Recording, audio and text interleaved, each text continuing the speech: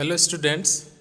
आज हम बात करेंगे उच्च एल्केनों का हेलोजनीकरण यानी हेलोजिनेशन ऑफ हायर एल्कीन्स, उसके बारे में हम बात करेंगे। उच्च एल्केनों का हेलोजनीकरण भी मीथेन के हेलोजनीकरण के समान सूर्य के प्रकाश में या पराबैंगनी प्रकाश की उपस्थिति में या 523 केल्विन से ऊपर ताप पर आसानी से हो जाता है। पिछले लेक्चर्स में हमने मीथेन का हेलोजिनेशन देखा था, जिसमें हमने क्लोरीनेशन एंड ब्रोमिनेशन देखा था। परंतु उच्च एल्केनों में हेलोजनीकरण पर हेलोजनीकृत एल्केनों के समावयव का मिश्रण प्राप्त होता है, अतः इनका हेलोजनीकरण थोड़ा जटिल हो जाता है। मीथेन तथा एथेन के हेलोजनीकरण पर एक एक मोनोहेलोजन व्युत्पन्न बनते हैं। जैसा कि हमने आपको देखा था, प्रोपेन, नॉर्मल ब्यूटेन तथा आइसोब्यूटेन से प्रत्येक से 2 मोनोहेलोजन व्युत्पन्न प्राप्त हो सकते हैं।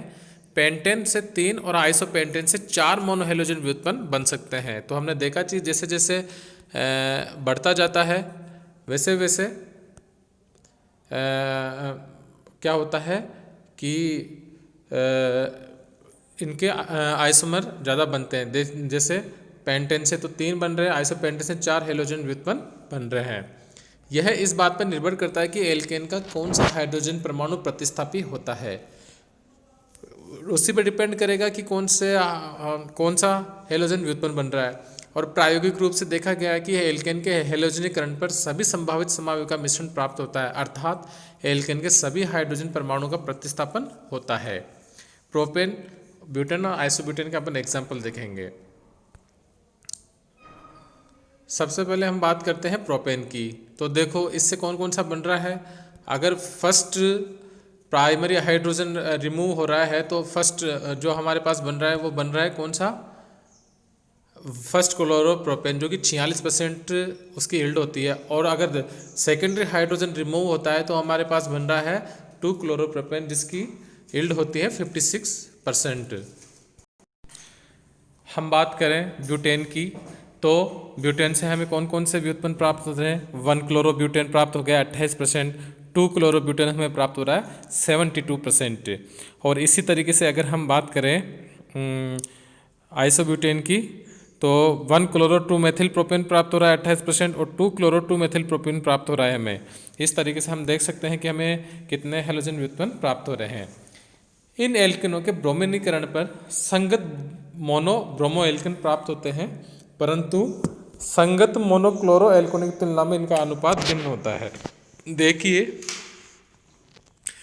प्रोपेन में 1 ब्रोमोप्रोपेन प्राप्त हो रहा है 3%, लेकिन 2 ब्रोमोप्रोपेन प्राप्त हो रहा है 97%। अब यही बात अगर हम प्रोपेन के लिए क्लोरीनेशन के लिए करें तो हम देखते हैं 1 क्लोरोप्रोपेन उस कंडीशन में वहाँ प्राप्त हो रहा था 46%, और यहाँ पे कितना प्राप्त हो रहा है, यहाँ पर प्राप्त हो रहा है 1%। और यहाँ पे 2 क्लोरोप्रोपेन प्राप्त हो रहा था 56%, और यहाँ पे कितना प्राप्त हो रहा है 97% और 3%, सॉरी, 3% 1 ब्रोमोप्रोपेन और 97 2 ब्रोमोप्रोपेन।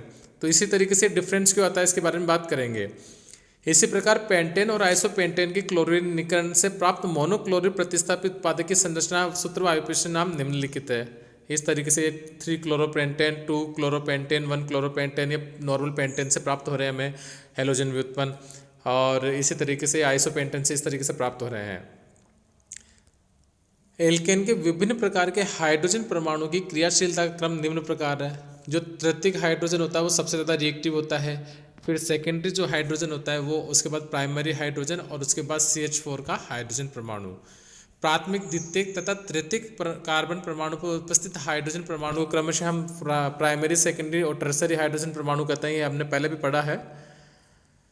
क्लोरीनीकरण में क्लोरीन के द्वारा first degree, second degree, third degree hydrogen परमाणु के प्रतिस्थापन की दर का अंतर बहुत कम है, क्योंकि क्लोरीनीकरण से प्राप्त उत्पादों की उत्पाद प्रतिशतता में ज़्यादा अंतर नहीं है, हमने देखा अभी एग्जाम्पल से। लेकिन ब्रोमोनीकरण पर प्राप्त ब्रोमो एल्केन के मिश्रण में एक समावयव इतनी अधिक मात्रा में बनता है, लगभग 99% में बनता है, और दूसरे के बनने को नगण्य माना जा सकता है। ब्रोमिनीकरण में ब्रोमीन की एल्केन के विशेष प्रकार के हाइड्रोजन परमाणु के वर्ण की उच्च वर्ण संरचना होती है, जिसे सेलेक्टिविटी कहते हैं। हम इसके बारे में बात करेंगे, रिएक्टिविटी एंड सेलेक्टिविटी। ब्रोमीनीकरण में ब्रोमीन का यह गुण उसकी अपेक्षाकृत क्रमशीलता के कारण होता है, मतलब जिसकी रिएक्टिविटी कम होगी उसकी सेलेक्टिविटी ज़्यादा होगी, और जिसकी सेलेक्टिविटी ज़्यादा होगी उसकी रिएक्टिविटी कम होगी, तो हम किसी भी तरीके से कह सकते हैं।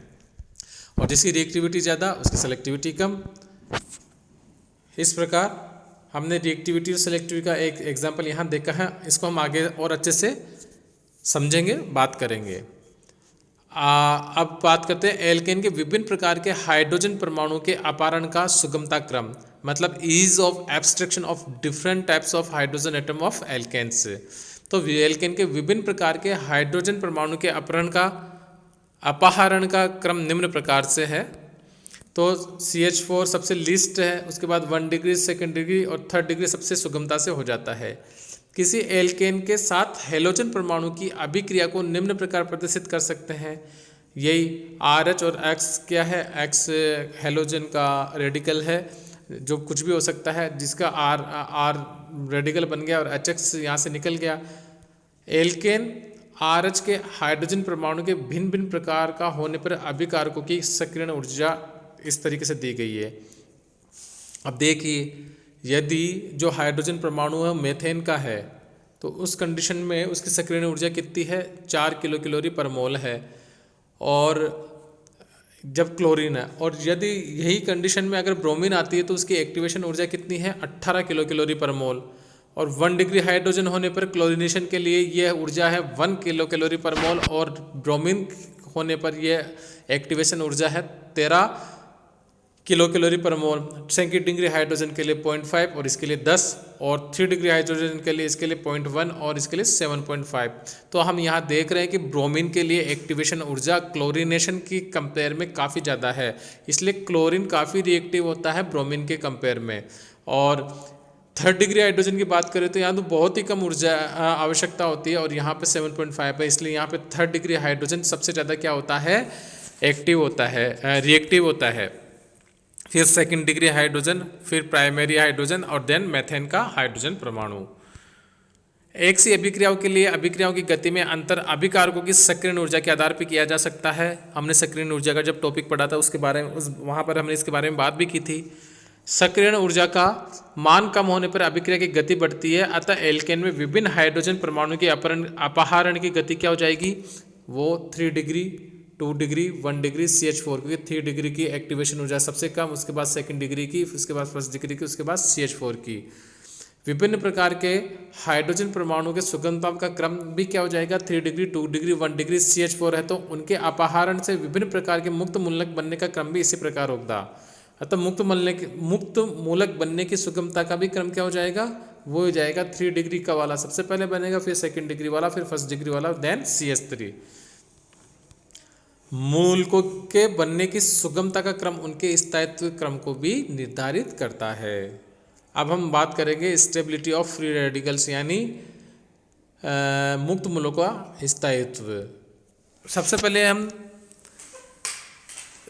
जो अभिक्रिया दे रखी है उनके लिए अभिक्रिया ऊष्मा और समान संबंध वियोजन ऊर्जा पर विचार करते हैं। यहाँ देखिए CH3 से जो H रेडिकल निकलता है, CH3 रेडिकल बनता है, उसके लिए डेल H है +104, इसके लिए 98 किलो कैलोरी, इसके लिए 98, और इसके लिए 95 किलो कैलोरी पर मोल है, और जो टर्सरी होती है उसके लिए 92 किलो कैलोरी पर मोल है।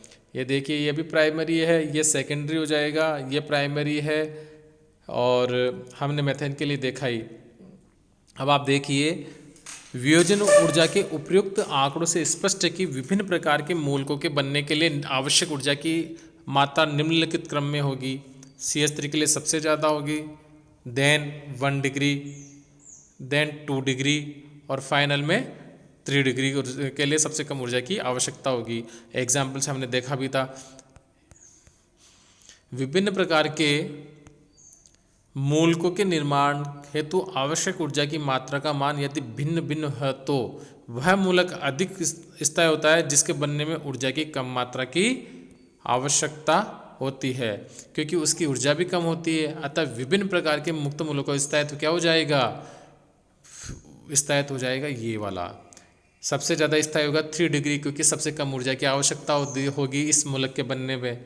उसके बाद सेकंड डिग्री, उसके बाद फर्स्ट डिग्री, उसके बाद CH3 रेडिकल। तो सबसे कम अस्थायी कौन सा हो जाएगा? CH3, और सबसे ज़्यादा स्थायी हो जाएगा 3 डिग्री मुक्त मूलक, क्योंकि 3 डिग्री मुक्त मूलक जो बन रहा है वो सबसे ज़्यादा स्थायी इसलिए है क्योंकि उसके बनने के लिए सबसे कम ऊर्जा की आवश्यकता होगी और उसकी ऊर्जा भी कम होगी, इसलिए वो सबसे ज़्यादा स्थायित्व है। और बाकी इसका स्थायित्व अपन हाइपर कॉन्जुगेशन वगैरह से भी हमने जब हाइपर कॉन्जुगेशन हमने पढ़ा था तब देखा था, रेजोनेंस वगैरह जो हमने बात करी थी वहाँ पर हमने मुक्त मूलक का स्थायित्व देखा था। अब आता है अपने पास नेक्स्ट पॉइंट, हैलोजनीकरण की मुक्त मूलक क्रियाविधि एवं परिच्छेदी का आरेख, free radical mechanism of halogenation and reaction profile diagram. हेल्केन के हैलोजनीकरण के विभिन्न पद इस प्रकार से हैं। सबसे पहले तो श्रृंखला प्रारंभ करने वाला पद हो गया ये, जिसमें रेडिकल बनते हैं। उसके बाद ये श्रृंखला संरक्षण वाला पद हो गया, जिसमें श्रृंखला का वृद्धि होती है, संचरण होती है।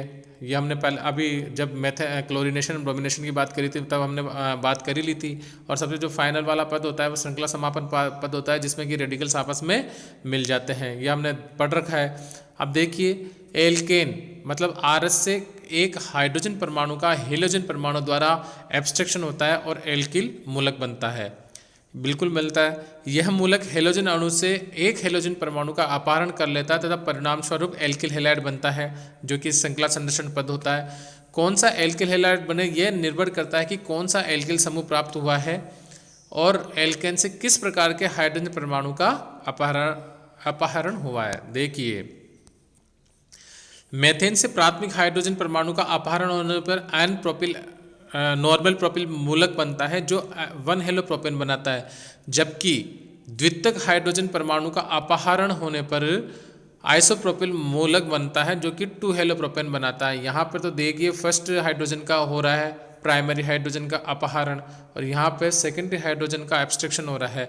तो यहाँ पर तो जो बन रहा है वो नॉर्मल प्रोपिल मूलक बन रहा है और उससे नॉर्मल 1 हेलो प्रोपेन बन रहा है और यहाँ पर सेकंड हेलो प्रोपेन बन रहा है क्योंकि यहाँ पे सेकेंडरी मूलक बन रहा है। तो देखिए, एल्किल हैलाइड के बनने की दर एल्किल मूलक के बनने की दर पर निर्भर करती है। जितनी तेज़ी से एल्किल मूलक बनता है उतनी तेज़ी से एल्किल हैलाइड प्राप्त होता है। एल्किल मूलक के बनने वाला पद ही अभिक्रिया के वेग का निर्धारण करता है। एल्किल मूलक बनता तो कठिनाई से, परंतु एक बार बनने के पश्चात यह सुगमता से क्या करता है, एल्किल हैलाइड में परिवर्तित होता जाता है। एल्केन के क्लोरीनीकरण के परिच्छेदक आरेख से इसको आसानी से समझा जा सकता है 4.9। अब देखो इसको समझेंगे।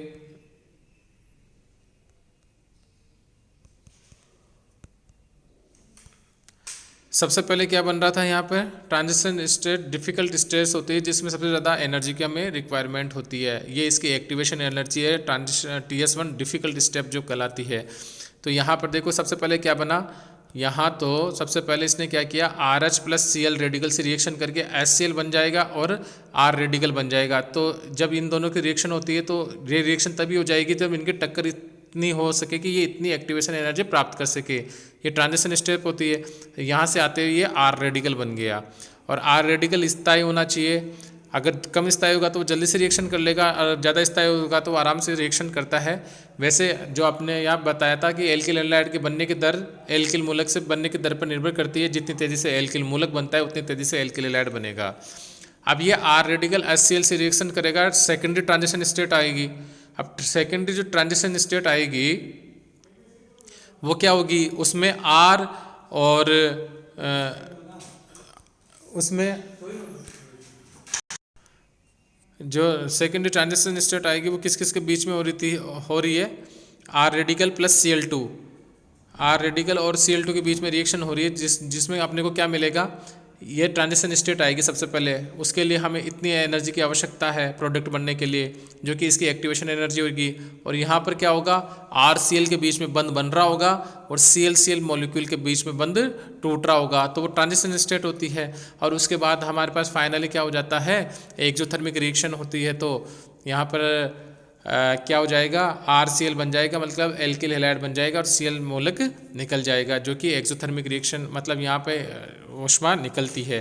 अब यहाँ पर आपने जब देखा तो ये प्रोडक्ट है और ये तो अभिकारक है और ये प्रोडक्ट है, तो ये क्या हो जाएगी इसके लिए अभिक्रिया ऊष्मा, इस पद के लिए अभिक्रिया ऊष्मा हो जाएगी, मतलब RH प्लस Cl रेडिकल से RCl प्लस Cl रेडिकल बनने तक का ये पद है। और सबसे पहले जो फर्स्ट रेडिकल बनता है उस वो डिफ़िकल्टी से बनता है, लेकिन एक बार जब वो बन जाता है रेडिकल, उसके बाद रिएक्शन से आसानी से प्रोसीड होती जाती है।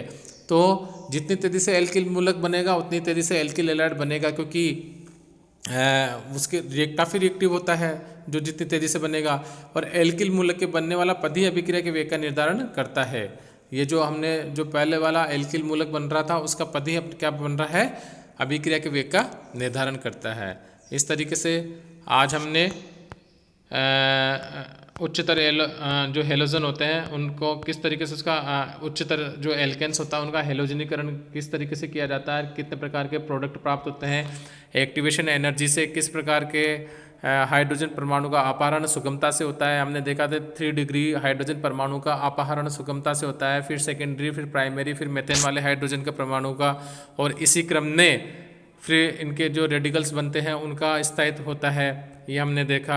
उसके बाद हमने मुक्त मूलकों का स्थायित्व देख ही लिया। उसके बाद हमने हेलोजन की मुक्त मूलक क्रियाविधिका का और परिच्छेदी का आरेख देखा। हम उस पर देखा जो एल्किल जितनी जल्दी से बनता है वो उतनी जल्दी से रिएक्शन देके एल्किल हैलाइड बनाता है। तो आज के लिए इतना ही, धन्यवाद।